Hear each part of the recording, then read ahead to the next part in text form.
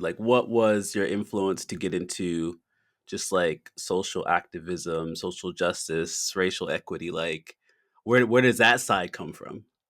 Yeah, you know something funny? Like.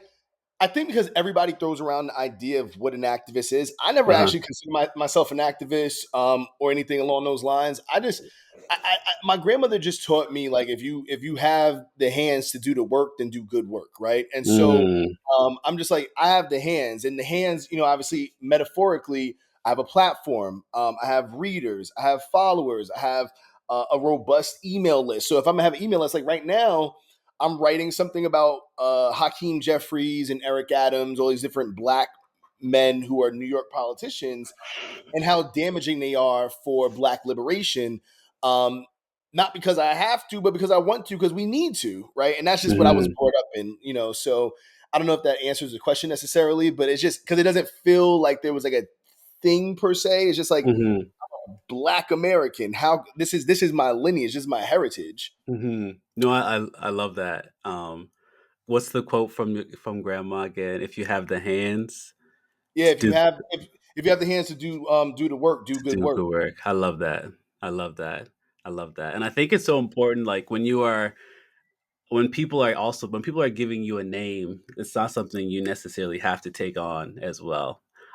Yeah, I think yeah. what specifically for you, I think one of my questions is like, with so much happening in the world and so much that you take on in regards to sharing your voice, expressing your opinion about things, sharing knowledge. Like, where do you find time to, just be, to find joy, to, turn off? Do you turn off? Um, Mm, that's a good question. So I like to work out. I've been working out for since I was like maybe like 14. I grew up playing sports, so on and so forth.